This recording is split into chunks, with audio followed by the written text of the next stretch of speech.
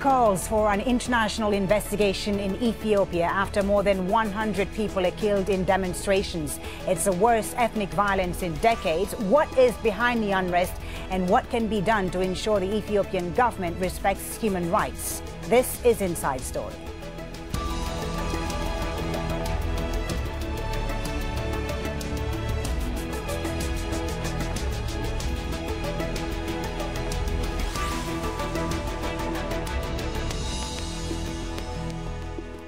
Hello and welcome to the program. I'm Folly by Thibault. It's a conflict that has led to 500 deaths since November, according to rights groups, 100 of them in the last week alone. The Ethiopian government is cracking down hard on ethnic Oromos and Amharas who are calling for political reforms. Human rights groups have called the response ruthless, and the United Nations wants to send international observers to investigate. But the Ethiopian government has denied that request, saying it alone is responsible for the security of its citizens.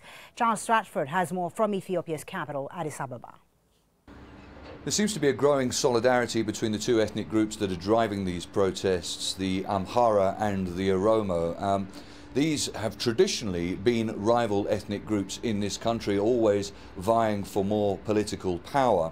And this seems to have taken the government by surprise. The government is blaming these protests on what it describes as people with terror links that are stoking violence amongst the protesters. It's also blaming activists living abroad, and that's why analysts are saying we've seen these blockages of the internet and social media as the worst protests have taken place.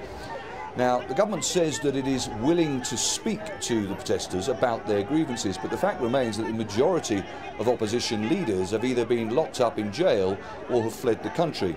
The United Nations has called for UN human rights observers to be stationed in the worst affected areas, and the government has said that that's not necessary at this stage, seemingly not wanting any outside interference. 500 people, according to human rights groups, have been killed in months of protests in this country so far. The protesters have vowed to continue to get on the streets and air their grievances, and it seems like the government is struggling to maintain control.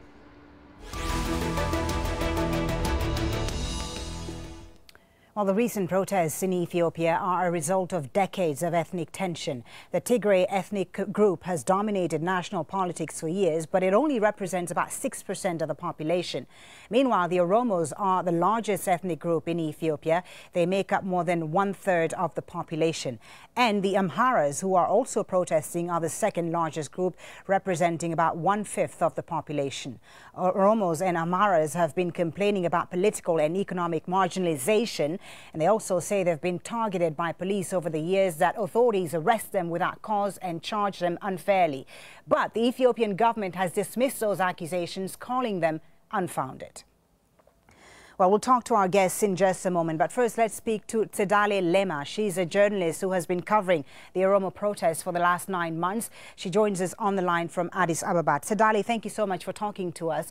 The UN Human Rights Commissioner has described the news from Ethiopia as extremely alarming. Tell us about what happened during the recent protests and what the situation is now. Well, the protests originally began in April, May 2014, and the starting point was the Oromo people's question for the federal government to hold or to bring to the discussion with the people of the master plan, which has come now an infamous starting point. What is happening right now is a widespread protest throughout, I would say, the Oromia regional state, and most parts in the Amhara regional state as well. So as journalists who have been trying to cover the issue, I am extremely not at ease to tell you what exactly is happening, because our ability to go around and report on exactly what's happening outside of the capital is extremely constrained by the excessive presence of the federal army in most places where the protests are happening. What's happening within the social media and calls that we are receiving as media, these protests are pretty much covering both regions now from end to end. That's what's happening right now. And the worst of it being the protest last weekend. You spoke about the difficulties, Thibault, of covering this story. You've covered this conflict extensively. Tell us more about what you've experienced as a journalist trying to report on this story. Give us specific examples of how it's been difficult for you to get to the heart of the story itself. Well, I mean, there was a statement, for example, yesterday that was released by the Association of Foreign Journalists in Ethiopia, highlighting the incident in which 3 of the members have been arrested in the country when they were going out to cover that. This is not the first time it has happened. This was the second time within the last 9 months since the start of the second round of protests. We face the same problem when we are trying to cover that.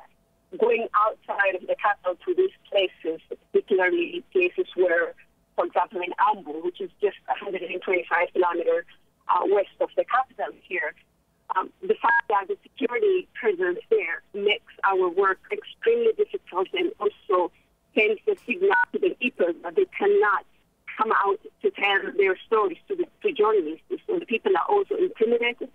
And whenever we have that encounter with security forces, we cannot say that openly we are journalists who are there to cover the protest. So this has made it extremely difficult for us to report on what exactly is happening in these places. Okay, thank you so much, Thibault, for taking the time to speak to us. Thibault Lema, Ethiopian journalist, joining us there on the line from Addis. Thank you. Well, let's now bring in our other guests for today's Inside Story. Joining us from Addis Ababa is Getachew Reda. He's the Ethiopian Communications Affairs Minister for the government. In Nairobi, we have Felix Horne, Ethiopia researcher for Human Rights Watch. And in Lansing, Michigan, in the United States, we're joined by Ezekiel Gebisa, Professor of History and African Studies at Kettering University. Thank you all, gentlemen, for being on Inside Story. Mr. Reda in Addis Ababa, if I may begin with you, how does the Ethiopian government justify using deadly force against protesters? In Bahir Dar alone, 30 people died last Sunday. What happened? You see, sometimes when you assume numbers without even having to check whether that is actually what happened on the ground, as Thibault earlier was saying, she has this contrived difficulty of having access to protesters in some parts of the country, and yet it doesn't prevent her from making up all kinds of stories about what has happened on the ground, when in fact she's complaining about not having had access, which I believe, because I know Thibault, she has hardly had any problem. But that wasn't my question, Mr. Reda. My question to you is not about the journalists getting access. We'll get to that in just a moment. Let me just ask you my question, because international, everyone has seen the pictures of Ethiopian security forces kicking protesters. My question to you is, why is the Ethiopian security, or why are the security forces using deadly force against protesters? Look, security forces are taking measured responses when there are violent protesters and when people are particularly using deadly force against security forces and against civilians in the name of protesters. Of course, you would expect the security forces to respond in kind. But for you to assume that whatever numbers are being plucked out of thin air by activists are actually the facts on the ground, that would give journalism a very bad name. So what I'm saying is, in Bahir Dar, what happened in Bahir Dar was the protesters, although not authorized, were going. The people were chanting whatever slogans they had. One doesn't have to agree with whatever slogans that were being chanted by the people. But what mattered, at the end of the day, there was a violent incident involving people among the protesters throwing grenades at institutions and at people. And of course, the security forces would normally respond when there is a violent reaction involved. Okay, we've heard your response. Let me bring in Felix Horne of Human Rights Watch. Right. Felix Horne, Mr. Reda says the numbers are wrong, the numbers are exaggerated, and that these were not peaceful protesters. What is your response? Well, he's right in one way. The access is restricted for civil society, for media, which makes it very difficult to ascertain the numbers definitively. Having said that, Human Rights Watch released a report in June that documented the killings of at least 400 protesters. That's based on hundreds of interviews with victims, with witnesses, and with perpetrators too, with his own security forces and with OPDO officials who corroborated many of these stories. There can be no justification for the shooting of unarmed protesters, of the detention of tens of thousands, and of the torture and detention that we continuously hear about, and where people physically show us the scars that they have endured through that torture. Now, there were some acts of violence by protesters, that is true, but there was very, very minor from what we could gather, and certainly doesn't justify the brutal and lethal response that is really enraging and ensuring that these protests will continue. Before I bring in Ezekiel Gebisa, Mr. Reda, I just want to ask you, if, as you say, these are not peaceful protesters, if the Ethiopian government has nothing to hide and nothing to be blamed for as far as the protests were handled last weekend, why wouldn't you allow international observers in to investigate? I don't know why at this point we are all of a sudden interested in international observers, because the government is working with the people, and most of the people in some parts of Oromia and Amhara where this protests took place are already having extensive consultations with the government. And of course, it is only the people in the government who have every right and every power to address whatever grievances there are, which have given rise to people protesting out in the streets. Whether those protests turn out to be violent or peaceful, ultimately the decision is going to be for the people and the government. But the Ethiopian government, Mr. Reda, has time and time again said that it's open for business.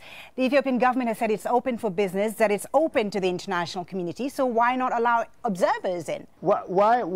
I mean, you see, the most fascinating part of this human rights, UN human rights observers thing is, probably the UN has the third largest mission, probably the second largest mission in the world, here in Addis Ababa.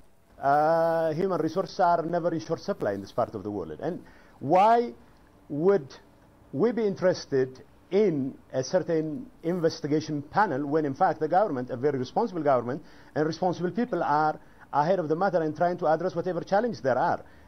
And simply because we are trying to inflate figures of casualties and fatalities, simply because we are trying to create a cloud of suspicion and fear throughout the country, that doesn't make it right. What's happening in this country is there are people who are legitimately protesters against all kinds of governance issues, and of course the government understands that, and we have to address this challenge because we owe to our people. And this is the government which is responsible, and of course we will continue to address the challenge of the people. Well, let's try to understand the issues. Why external people who are halfway across the world would have a better understanding of the situation on the ground. Well, let's try to understand the issues for people who may not be familiar with what's going on in Ethiopia right now. Let's bring in Ezekiel Gebisa in Lansing, Michigan. Ezekiel, the bitter feelings from the Oromo and Amhara communities have existed for years, of course. This is nothing new. We've had separatist groups like the Oromo Liberation Front, the Ogaden National Liberation Front that have been vanquished. So a lot of people are wondering, why is this all resurfacing now? Why is it all exploding now again? What's happening here? A quarter century of rule by the TPLF, people now feel that their democratic rights, their economic security, their personhood are not respected. Their personal security are not respected. People don't have the regularity of life. They can't go out and come back home safely. This is what is happening, that it's not even a question of politics or economic or constitutional rights. It's a basic human security that people cannot go out and come home because the government has all kinds of laws, anti-terrorism law, press law, anti-charities law, that people cannot exercise the basic human rights that are enshrined in the Universal Declaration of Human Rights. That is what the cause is, that people just cannot go out and come back home safely. There is no regularity of life. Everything is violated. The government is exercising the rule of violence rather than the rule of law. It's the rule of by law rather than the rule of law. The government could say all kinds of things, but people around the world are able to see on social media different kinds of images that people who are exercising their constitutional right, their the federal right, are simply shot. Okay, let me, we still don't know what precisely the people that we've seen on the streets, what they're demanding. Let me bring in Felix Horne, because you know this region very well. You know Ethiopia, Eritrea. The people that we've seen protesting, the government has dismissed them as social media activists, rejectionists. Tell us, Felix, who exactly is on the street right now? What are they protesting for? What are their demands? I mean, I think in Oromia and Amhara there are different demands, but in Oromia the underlying causes, the underlying demands are about the government's approach to development and the potential for displacement of Oromos from their lands. It's increasingly about the conduct of security forces and the continued use of lethal force, and it's about decades of discrimination and human rights abuses by successive governments. In Amhara region, where the protests have only started in the last couple of weeks, it's about that domination of the TPLF and the inequities around economic and political power, and it's about ethnic identity. And as Ezekiel mentioned, this all takes place in a broader context of lack of ability to peacefully express dissent, whether that's through the media, through civil society, through the electoral process where the ruling coalition has 100% of the seats. So this just means there's no place to peacefully express dissent, and that's one of the reasons why we're seeing such an explosion on the streets of Ethiopia today. Let's ask Minister Reda about this, the issue of being able to express dissent. Mr. Reda, many of the activists inside Ethiopia that we've reached out to ourselves here at Al Jazeera have told us they won't speak to us because they are not feeling safe speaking to us. They feel insecure, under threat. One activist that I actually spoke to on the phone today told me that he'd received death threats and that he wouldn't come and speak to us on Al Jazeera. So why is the Ethiopian government stifling expression? What's happening here? Look, I mean, if somebody thinks they're going to be arrested because they say something out in public, well, I would say they are entitled to their own opinion, but they must be lying through their teeth, because Tzadala, as you said, is one of the most vocal journalists in this country. She was speaking to you on the phone from Addis. She doesn't have the list of fear, if you will. Her coverage of the circumstances in parts of Oromia have been outrageous, as far as I'm concerned. But still, she has every right to say whatever she wants us to say. The thing is, so are you denying that the government has intermittently, for instance, cut off the internet to not allow people to protest? Well, why cut off the internet, for instance, then, if people are allowed to say whatever they want? We didn't cut up the internet.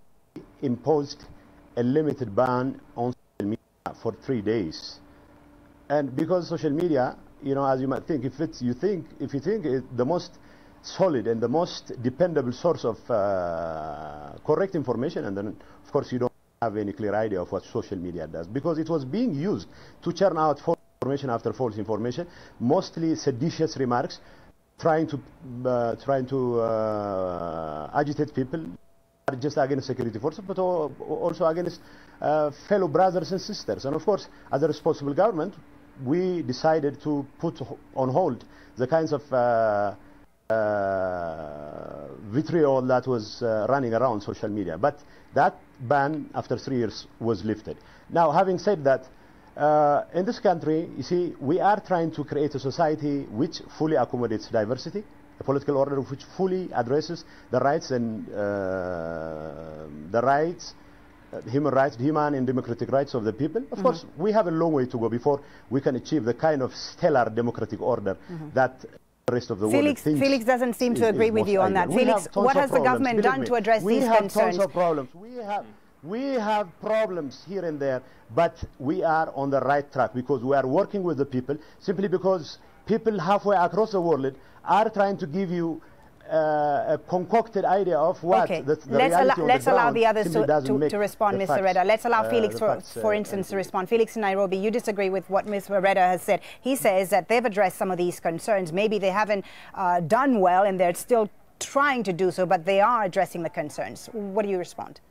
By any measure, Ethiopia's human rights trajectory is getting substantially worse. I mean, you know, he handpicks certain examples to show that the media freedoms, for example, are present in the country. But if you look at the overall trajectory, Ethiopia is still one of the largest jailers of journalists in the entire continent. There are many journalists, hundreds of journalists, in fact, that have fled Ethiopia because they feared arrest. I mean, this is the reality. It's getting substantially worse. To go back to his earlier point about the lack of need for international observers, I mean, Ethiopia has shown no willingness to ever investigate or hold to account security forces implicated in abuses. This goes back to the 2003 massacre in Gambela, when Human Rights Watch believed that the abuses amounted to crimes against humanity, or in the Somali region where war crimes were committed by the Ethiopian National Defense Forces. There was no desire to investigate. In terms of the current protests, the Ethiopian Human Rights Commission, that has the mandate to investigate these sorts of abuses, presented a verbal report to Parliament in June, where they came to the conclusion that the use of force was proportional to the risk that the security forces faced. Now, no written report has ever been released that would justify such a seemingly politicized conclusion, and I would encourage Getachew to please ensure that report is released so we can understand how that conclusion was arrived at. But the complete impunity with which security forces operate sends a very dangerous message to young Ethiopians. Okay, well, I want to talk about the international response, or lack thereof. Some people would say that there has been about the recent protests. Despite the months of unrest, as we've seen in Ethiopia, the international community has been relatively quiet about it. There has been condemnation, but again, Ethiopia has long been an ally of the West, and the European Union is offering it trade incentives in return for help containing the ongoing refugee crisis in Europe. The US sends Ethiopia millions of dollars in aid every year. They rely on Ethiopia as a security partner in the region. It has been a crucial part of the fight against al-Shabaab in Somalia, for instance. Ezekiel Gebisa, given all this, given the relationship that we've seen between Ethiopia and Western countries, the US and the European Union, can we expect any sort of condemnation of the recent protests, a stronger condemnation anyway? We are seeing some responses from the European Union and even from the United States Congress. I think the idea that this government could continue to be a security partner for the West is really diminishing by the day, because a government that is using strong arm tactics, shooting at its own people, cannot be a reliable security partner. I think that there's growing realization around the world because of the Oromo protest and the blatant disregard of human rights, and the killing of people with impunity has enraged even the world community. It has really rubbed people around the world in the wrong way. Government cannot continue to do that. They have to address the issues. They have to confront the issues that are bedeviling Ethiopia. They have to listen to the people. Okay. The demands are legitimate. They're saying on the one hand, demands are legitimate. On the other hand, they shoot at them. This cannot be sustained. They understand that they should be able to talk to people. They should go back to the democratization process. Otherwise, even world public opinion is going to turn against them when they are killing 8-year-old and 8-year-old. Okay, let's allow Mr. Reda to respond. Let's allow Mr. Reda to respond. Mr. Reda in Addis Ababa, Mr. Gebisa says that the Ethiopian government can't be seen as a reliable partner by the international community if it continues with these abuses. Your response? I have heard him loud and clear. I mostly agree with what Ezekiel has to say about the government having the government's responsibility to talk to the people, because ultimately legitimacy crisis at home. It's not so much the function of whether the West considers us an ally or not that ensures the stability of this country. Ultimately, the stability of this country depends on whether or not the government is able to accommodate the interests of its people, whether or not it is ready to address the grievance of its people. And of course, we are mindful of the need for consulting our people on every issue that arises, whether this is in terms of governance, whether this is in terms of security, whatever. So ultimately, the legitimacy of this government and the continuity, if you will, of the state will depend on how effective it is in addressing the grievance of the public. So whether or not our friends in the West or in the East will still consider us an ally against whatever international or global or regional challenge there is only a function of how strong we are at home. Okay. So, yes, we are working on it. And as far as we are concerned, what matters to us is not whether the rest of the world thinks of us as a dependable ally, because what matters to us is whether or not we are able to deliver to our people, okay, whether or not we are able to address whatever challenge that our people face. Okay. That's the most important part of the story. Okay, thank you so much. We're going to leave it there. Thank you so very much for a very interesting discussion. Getachew Reda, Felix Horne and Ezekiel Gebisa. Thank you all for joining us on Inside Story. And thank you as well for watching. You can always watch this program again anytime by visiting our website, aljazeera.com. For further discussion, go to our Facebook page. That's facebook.com/AJ Inside Story. You can also join the conversation on Twitter. Our handle is @AJ Inside Story. From me, Folly, Thibault, and the whole team, thanks for watching. Bye for now.